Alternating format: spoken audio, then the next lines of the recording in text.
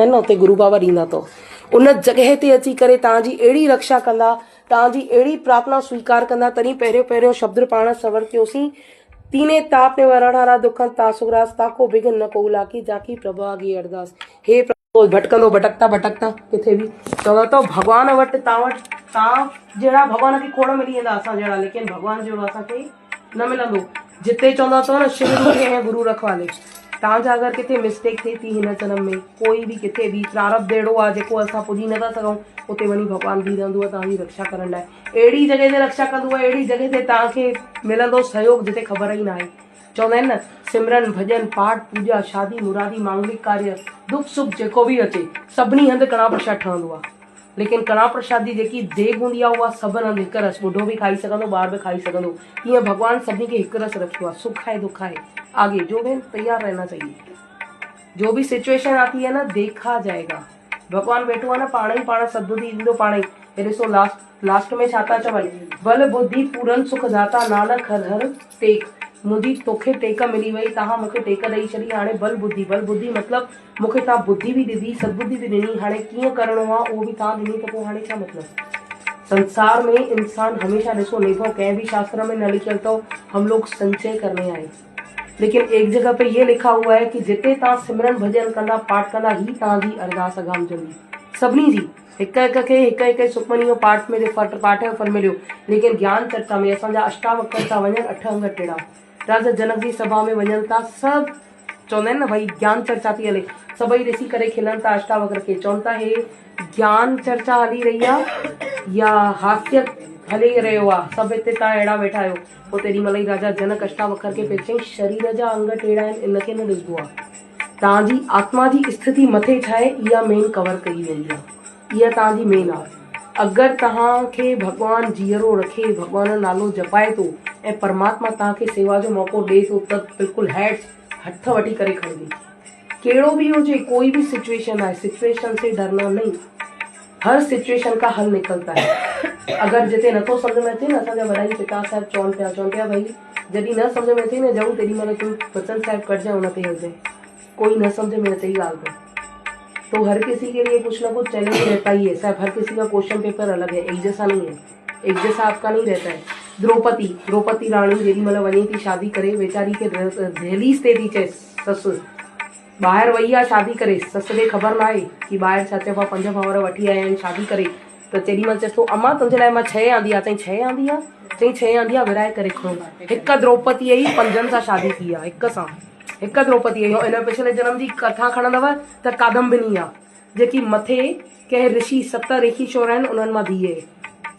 उहा धीअ चए थी मुंहिंजे योग में शादी न लिखियल आहे, या पिता बि हली वियो, पुत्र त थी न सघंदो, पिता बि हली वियो, भाउ बि कान्हे, अकेली भॻवान खे बाॾाए थी। पोइ हर बार भॻवानु चएसि थो भई मां प्रगट थियां, त चएसि त पते ते भॻवानु विष्णु चएसि थो छा खपई ॿुधाए।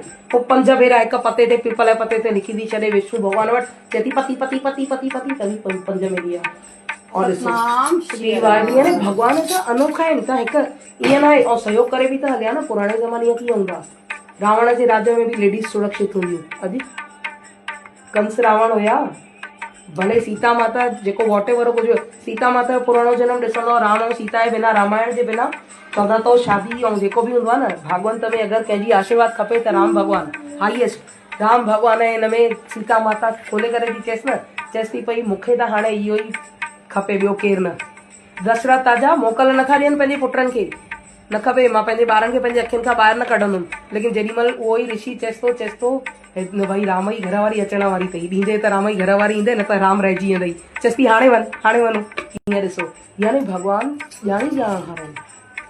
ऐं सीता माता जो बि प्रसंग ॾिसंदासीं त सीता माता पिछले जन्म जी, नालो यादि नथो अचे न दासी खे, कोई यानी तपस्वी आहे, तपस्या थी करे, ऐं उनजा वार छिके थो रावण ग़लति तरीक़े सां। ऋषलेखा अलाए वेद अथसि, वेद कन्या अलाए कुझु त बि वेद्या नालो अथसि, त उते यानी मतिलबु उहो वार थो छिकेसि, चएसि थो मां तोखे भोग त चई मां तुंहिंजे हथ ईंदमि न, मां भॻवान जे हथ आहियां। पोइ जीअं वार पकड़ेसि थो न, रावण पिछले जन्म में तपस्या थी करे वार ई कटे थी छॾियो आहे। चओ सतनाम श्री, ऐं चएसि थी तूं मुंहिंजा वार पकड़िया अथई न, हाणे ॾिसजे, हाणे मां ईंदीसि ऐं तोखे ॾेखारनि से मज़ा। तॾहिं सीता थी करे आई आहे ऐं रावण जी नज़र सीता ते पई आहे, जंहिंजी वजह सां मंगोदरी हुनजी घर वारी चएसि थी सभिनी खे वठी आयो, कुझु बि कयईं, कॾहिं मना न कयईंसि, जेको बि कमु कयईं रावण। लेकिन हुन खां पोइ मंगोदरी हथ थी जोड़े चएसि थी पतिदेव हिनखे वापसि छॾे अचो, सीता खे वापसि छॾे अचो। वेद्या करे नालो अथसि, वैद्या विद्या इहो कुझु त बि नालो अथसि शास्त्रनि में, दासी खे नालो यादि नथो अचे। यानी कहिड़ा कहिड़ा प्रसंग आहिनि। आपकी आत्मा जो चाहती है ना वही होता है। यहाँ से आत्मा की आपकी जो शक्ति निकलती है, ऊपर संकल्प शक्ति यूनिवर्स को पता चलती है, फिर आपके लिए वही वो अरेंज करते हैं जो आपको चाहिए, जैसा चाहिए। हाँ, कहीं पे गड़बड़ हो तो ये सोच लेना शायद गुरु बाबा को हमारी मिस्टेक है, या चवंदा आहिनि असांजो प्रारब्ध में कुझु लिखियो पियो आहे। लेकिन इहा ॻाल्हि यादि रखिजो, भॻवानु पंहिंजे भक्तनि खे घटि न ॾींदो अथव, घटि न लिखंदो अथव। लक्ष्मी माता खे त खोले करे चवंदो अथई लक्ष्मी मां तोसां गॾु न मिलंदोसि, लेकिन जिते पाठ पूजा सिमरन और जिते मुंहिंजा भगत ईंदा उते मां फटाफट भॼंदोसि। पोइ हिनजो साक्षात प्रमाण मत्स्य अवतार, असांजा गजेंद्र मोक्ष, सूकर, हरणाकश्यप जो एॾा एॾा अवतार उन्हनि 24 अवतार वरिता आहिनि छा लाइ? पंहिंजे भक्तनि जे लाइ न, कि जेॾी महिल उन्हनि जो भगत जहिड़ी अवस्था में, सुदामो पीतांबर फेरे करे फिटी करे वञनि था, गजेंद्र मोक्ष में चवंदा आहिनि घोसलो ई कान अथनि, होॾे पुकार थो करे, चएसि थो गजेंद्र मोक्ष में, चए थो प्रभु मां संसार खे नथो ॾिसां, कंहिंखे नथो ॾिसां, मां जानवर थी करे तव्हांखे पुकार थो कयां, मुंहिंजी पुकार ते बि तव्हां न आया, मूंखे इहो थो अफ़सोस थिए, तव्हांजे शरण अचण वारो कीअं खाली वेंदो।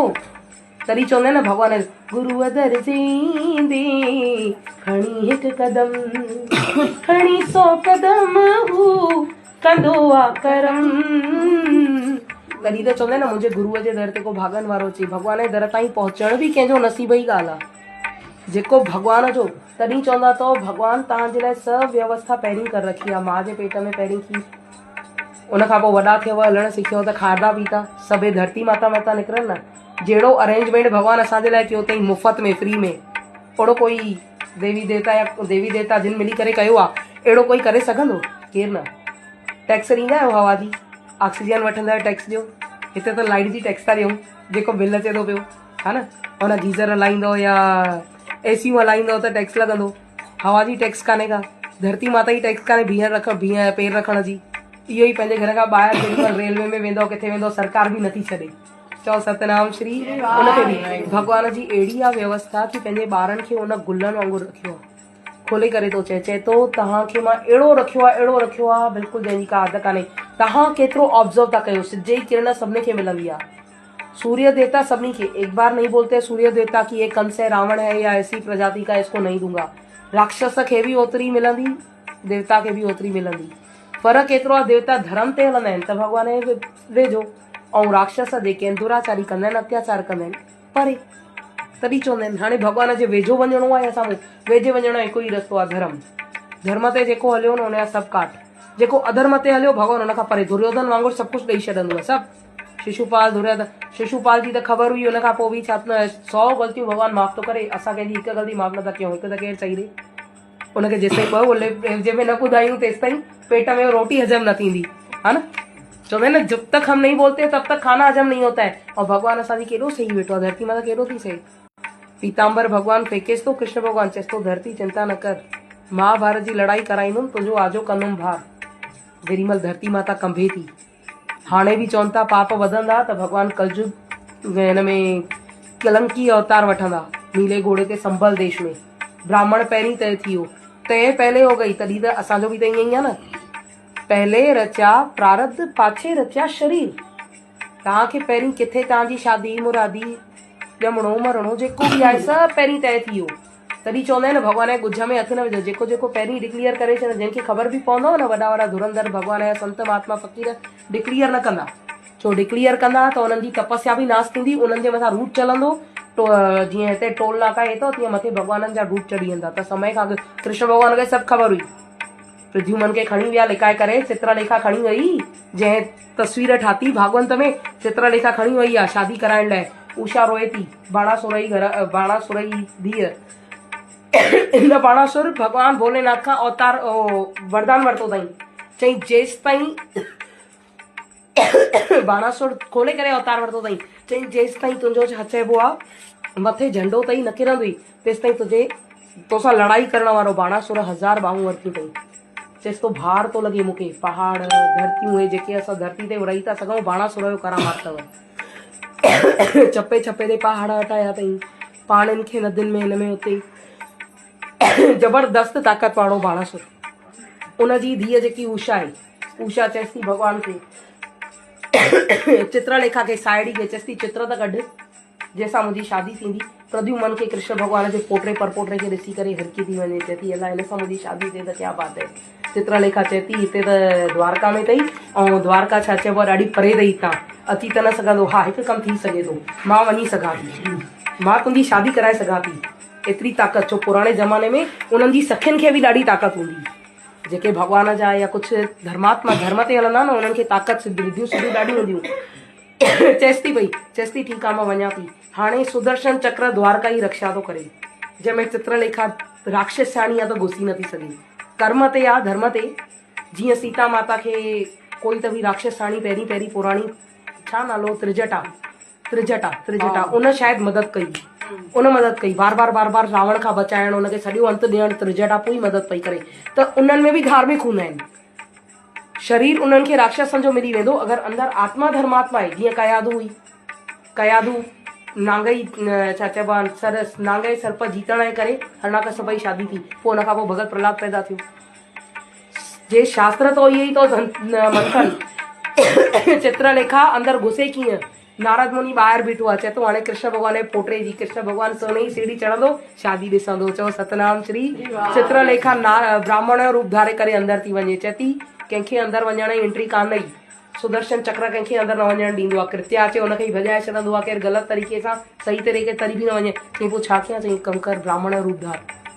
नारद मुनि तो अकुल ॾे, तॾहिं चवंदा आहिनि न अकुल ॾियण वारो तगड़ो मिली वञे त क्या बात है, वो बढ़िया कमु थी वेंदो आहे। अकुल ॾियण वारो तगड़ो मिलियो, खोले फटके साथ वही त हाणे प्रद्युमन भाऊ सुम्ही पियो आहे, सिधो भॻवान जे पोटे खे पलंग सोधो खणी करे हुन छोकिरीअ उषा जे पासे में थी रखे, ऐं अंदरि मस्तु पिया था पाण में ॻाल्हाइनि टनाटन। ऐं भॻवान कृष्ण खे ख़बर आहे कि मुंहिंजो पोटो जिते पहुतो आहे, मुंहिंजी नुंहं ॾे पहुतो आहे। नारद मुनीअ खे निमित ठाहे करे चवनि था बाबा ॿुधाए हिते रुक्मणी हिननि खे, मां ॿुधाईंदुमि बम फाटी वेंदा।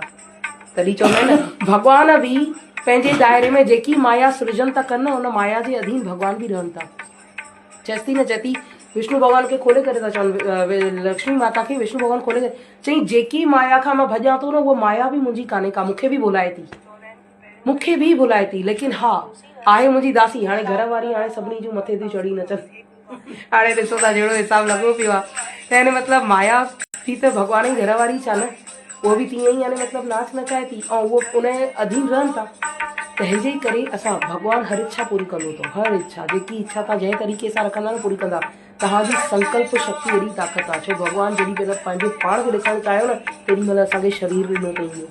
चओ सतनाम श्री। तंहिंजे करे भॻवान सां कॾहिं बि कोई बि सिचुएशन अचे न, भॻवान खे चओ तूं मेरा आगे देख ले क्या करना है, आगे देख ले। चवंदा आहिनि न रिज़ल्ट जी परवाह, रिज़ल्ट जी पहिरीं परवाह थींदी जॾहिं स्कूल में हूंदा हुआसीं या छा। हाणे हुनखां सिचुएशन पार पइजी वई आहे, हाणे रिज़ल्ट बि तूं हाराईंदे त पंहिंजे चरणनि में रखंदे, जीताईंदे त पंहिंजे गोद में रखंदे। चओ सतनाम श्री। हारंदासीं तॾहिं बि तुंहिंजायूं, जीतंदासीं तॾहिं बि तुंहिंजायूं। तंहिंजे करे उनजे चरणनि में रखंदासीं न, अरदास सभु कम रास थींदा। अचो हाणे गुरुनि शादी जो कार्यक्रम आहे, थोरो वञे नाच गाने ॾे बि हलूं ऐं गुरू खे इहा अरदास कयूं, इंशाअल्लाह उन्हनि जे चरणनि सां